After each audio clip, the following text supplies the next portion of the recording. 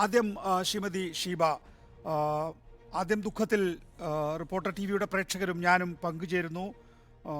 ഇന്നിപ്പോൾ കോളേജ് അധികൃതരെ കൂടി പ്രതി ചേർക്കണം എന്ന ആവശ്യം ഉന്നയിച്ചിട്ടുണ്ട്.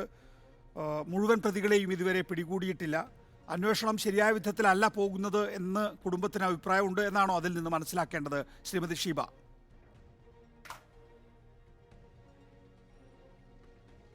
എനിക്കിപ്പം അതിനെക്കുറിച്ചൊന്നും ക്ലിയർ ആയിട്ട് അറിയില്ല.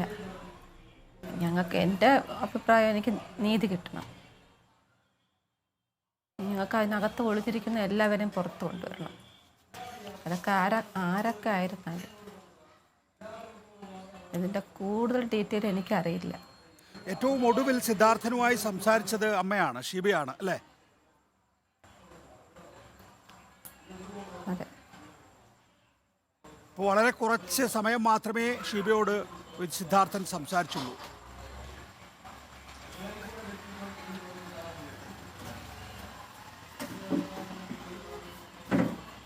ഞാൻ 16 മുതൽ 18 ഉച്ച വരെ സംസാരിച്ചു. ഇവിടുന്ന് തിരികെ ആരോ റഹാൻ വിളിച്ചെന്ന് പറഞ്ഞില്ലേ, അത് മുതൽ 16 രാവിലെ അവിടെ എത്തുന്നു. അത് മുതൽ 18-ാം തീയതി ഉച്ച വരെ ഞാൻ വിളിക്കുന്നിടത്തെല്ലാം അവൻ സംസാരിക്കുന്നത് കിടക്കുന്നു, വിളിക്കാം, അങ്ങനെ ഫോണ് ചാർജില്ലായിരുന്നു, ഞാൻ വിളിക്കാമ്മ, ഇതൊക്കെയാണ് പറയുന്നത്. അപ്പം ഒന്നുകിൽ അവൻ്റെ അടുത്തൊക്കെ ആരെങ്കിലും കാണും, എന്തെങ്കിലും ചോദിക്കുമ്പോൾ ഒരു ഒപ്രാളത്തിൽ വയ്ക്കട്ടെ ഞാൻ പിന്നെ വിളിക്കാം, ഇത്രയും പറഞ്ഞിട്ടങ്ങ് വയ്ക്കും. അപ്പോൾ എപ്പോൾ ഞാൻ ഫോൺ വിളിച്ചിരുന്നാൽ പോലും അവൻ വയ്ക്കാനുള്ളൊരു ധൃതി ഉണ്ടായിരുന്നു. ഇപ്പോൾ അതിൻ്റെ ഇടയ്ക്കാണ് ഞാൻ അക്ഷയെ കോണ്ടാക്ട് ചെയ്തത്. അപ്പോൾ അക്ഷയ് 2 പ്രാവശ്യം ഞാൻ കോണ്ടാക്ട് ചെയ്തപ്പോൾ അക്ഷയുടെ ആ സമയത്ത് തന്നെ തിരികെ സിദ്ധു വിളിക്കുകയുണ്ടായിരുന്നു. അപ്പോൾ അക്ഷയ് ആ സമയത്ത് ഒന്നുകിൽ കയ്യെത്തും ദൂരത്ത് അക്ഷയ് ഉണ്ടായിരുന്നു, അല്ലെങ്കിൽ അക്ഷയ് കാണുന്നുണ്ട്, അല്ലെങ്കിൽ അവന് വിളിക്കുന്ന ഒരു സാഹചര്യത്തിലായിരുന്നു, അല്ലെങ്കിൽ അവന് മോനിങ്ങോട്ട് വിളിക്കാൻ പറ്റില്ലല്ലോ.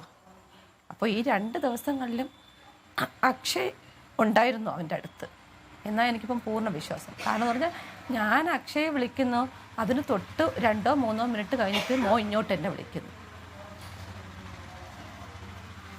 അപ്പോൾ എന്തെങ്കിലും ഉണ്ടെങ്കിൽ അവനൊന്ന് പറയാമായിരുന്നു, ഇതുപോലെ അവൻ കിടക്കുന്നു, ഇങ്ങനെ ചെറിയ ഇഷ്യൂ ഉണ്ട്, അല്ലെങ്കിൽ എന്നെ അറിയിക്കേണ്ടിയിരുന്നു, വേറെ ആരെങ്കിലും വിളിച്ചറിയിക്കായിരുന്നു. സിദ്ധാർത്ഥന്റെ സുഹൃത്തുക്കൾ ആരും തന്നെയും അങ്ങനെ ഒരു സൂചനയും നൽകിയിരുന്നില്ല. ലാസ്റ്റ് വിളിച്ച് സൂചന പോലും ഞാൻ അങ്ങോട്ട് വിളിച്ച് പറഞ്ഞിട്ടില്ല എങ്കിൽ ഞാൻ അങ്ങോട്ട് വിളിച്ചപ്പോൾ പറയാമായിരുന്നു. അവരിങ്ങോട്ട് വിളിച്ച് പറയാൻ എന്തെങ്കിലും ബുദ്ധിമുട്ടുണ്ടായിക്കോട്ടെ, ഞാൻ അങ്ങോട്ട് വിളിച്ചപ്പോൾ ഒരു സൂചന ഇടായിരുന്നു.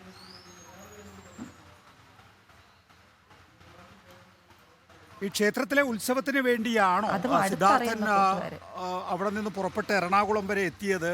പിന്നീട് തിരികെ പോയത് എന്തിനാണ് എന്നൊരു ചോദ്യം സ്വാഭാവികമായും കുടുംബം ഉന്നയിച്ചിട്ടുണ്ടാവുമല്ലോ. അപ്പോൾ കോളേജിൽ അത്യാവശ്യ കാര്യം ഉണ്ടെന്ന് പറഞ്ഞ് തിരികെ പോയപ്പോൾ നിങ്ങൾ അത് വിശ്വസിക്കേണ്ടി വന്നു അല്ലേ? എറണാകുളത്ത് എത്തിയിട്ട് അവൻ വരുന്ന ടൈം ഒരു 3:30-4 മണിക്ക് എത്തും, മോർണിംഗ് 16-ാം തീയതി രാവിലെ. അപ്പോൾ ആ സമയത്ത് ഞാൻ വിളിക്കുന്നത്. അപ്പോൾ അതിൻ്റെ ഇടയ്ക്ക് ഒരു 10:30 വരെ അവന് സീറ്റ് കിട്ടി, ട്രെയിനിൽ ഇരിക്കുന്നു എന്ന് പറഞ്ഞു. ഫോൺ ചിലപ്പോൾ ചാർജ് തീരും. അപ്പോൾ എത്തുന്ന സമയത്ത് അവൻ ഇങ്ങോട്ട് വിളിക്കും, തമ്പാനൂർ സ്റ്റേഷനിലെത്തിയിട്ട്. അപ്പോൾ അപ്പോഴാണ് ഞാൻ അങ്ങോട്ട് വിളിക്കുന്നത്. ആ സമയത്ത് വിളിച്ചപ്പോൾ വെപ്രാളത്തിൽ ഇങ്ങനെ പറയണം, അമ്മ ഞാൻ തിരികെ പോകുന്നു, എനിക്ക് പെട്ടെന്ന് പോയേണ്ടി വന്നു. അപ്പോൾ ഞാൻ ചോദിച്ചു എവിടെ നിന്നു? എറണാകുളത്ത് എത്തിയപ്പോൾ റഹാൻ എന്നെ വിളിച്ചിരുന്നു, ഒരു പേപ്പർ എന്തോ അവനെന്തോ ഒരു പേപ്പർ അവിടെ ഓഫീസിൽ കൊടുക്കണം, അത് എൻ്റെ കയ്യിലായിപ്പോയി, എനിക്ക് എടുത്ത് കൊടുക്കാൻ പറ്റുള്ളൂ എന്ന് പറഞ്ഞു. ഞാൻ പറഞ്ഞു ഓക്കെ, കോളേജിലെ കാര്യമല്ലേ, അത് അങ്ങ് ആദ്യം നടക്കട്ടെ. ഇപ്പോൾ എവിടെ എത്തി മോനെന്ന് ചോദിച്ചപ്പോൾ കോഴിക്കോട് എത്തി. കോഴിക്കോട് എത്താൻ ഇനിയിപ്പോൾ 2 സ്റ്റേഷൻ ഇവിടെ ഉള്ളൂ. ഞാൻ എത്തി, റൂമിൽ പോയിട്ട് വിളിക്കാമ. എന്നിട്ട് അവൻ പെട്ടെന്ന് വയ്ക്കുകയാണ് ഫോൺ. റൂമിൽ പോയിട്ട് വിളിക്കാം, എൻ്റെ കയ്യിൽ ചാർജില്ല, ഞാൻ പെട്ടെന്ന് വയ്ക്കട്ടെ, ഞാൻ റൂമിൽ പോയിട്ട് വിളിക്കാം. അന്ന് 16-ാം തീയതി 8 മണിയാകുമ്പോൾ അവിടെ എത്തണം അവൻ.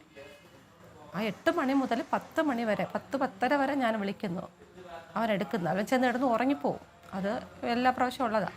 അങ്ങനെ ഞാൻ അക്ഷയനെ വിളിക്കുന്നത്. പക്ഷെ ഒന്ന് എത്തിയിട്ടുണ്ട് ആൻറ്റി, കിടക്കുന്നു, ഞാനിപ്പോൾ വിളിക്കാൻ പറയാം. അന്ന് മുതൽ എന്ന് വെച്ചാൽ ആ സമയം മുതൽ അവൻ തിരികെ വിളിക്കുന്നത് 18-ാം തീയതി ഉച്ച വരെ ഇതേ ടോണിലായിരുന്നു. അപ്പോൾ 16-ാം തീയതി എനിക്കൊന്നും തോന്നിയില്ല, കാരണം ആ ക്ഷീണമായിരിക്കും. 17-ാം തീയതിയാണ് ഞാൻ വീണ്ടും അക്ഷയൻ്റെ അടുത്ത് വിളിക്കുന്നു, മോനെ സിദ്ധുവിനെ ഇങ്ങോട്ട് വിളിക്കാൻ പറയുമോ എന്ന് ചോദിച്ചിട്ടൊരു മെസ്സേജ് ഇട്ടു വാട്സപ്പിൽ. അത് കഴിഞ്ഞുകൊണ്ട് മോനിട്ട് വിളിക്കുകയും ചെയ്തു. ഇതിൻ്റെ ഇടയ്ക്ക് ഞാൻ കുറേ പ്രാവശ്യം വിളിക്കുന്നു, അവ എടുക്കും, എന്തെങ്കിലും ഒരു അത്യാവശ്യം പറഞ്ഞ് ഉടനെ വയ്ക്കുന്നു. 18-ാം തീയതി ഞാൻ അങ്ങോട്ട് ചോദിക്കും, എന്തെങ്കിലും മൂഡ് ഓഫ് ഉണ്ടാടാ, എന്താ നീ എപ്പോൾ കിടക്കുന്നത്?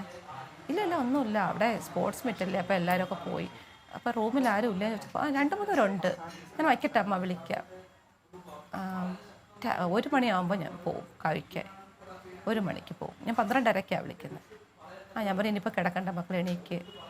ഞാൻ പോകുന്നു, ഇത്രയാണ് ലാസ്റ്റ് പറഞ്ഞു. പക്ഷെ റഹാൻ വിളിച്ചു എന്ന് പറഞ്ഞ് എറണാകുളത്ത് നിന്ന് തിരികെ പോയപ്പോൾ എനിക്ക് ഒരു 4 മണിയായപ്പോൾ കോള് കിട്ടിയില്ലേ. ആ സമയത്ത് അവൻ ഭയങ്കര വെപ്രാളമായിരുന്നു. ട്രെയിനിലിരുന്നിട്ട് ഇങ്ങനെ വെപ്രാളം കാണിക്കണേ എന്തിനാണെന്ന് ഞാൻ പെട്ടെന്ന് വിചാരിച്ച് വരാൻ പറ്റാത്ത, തിരികെ ട്രെയിൻ പിടിച്ച് വീണ്ടും പോകുന്ന ആ ടെൻഷനായിരിക്കും. ഇപ്പോൾ അതെല്ലാം കൂടെ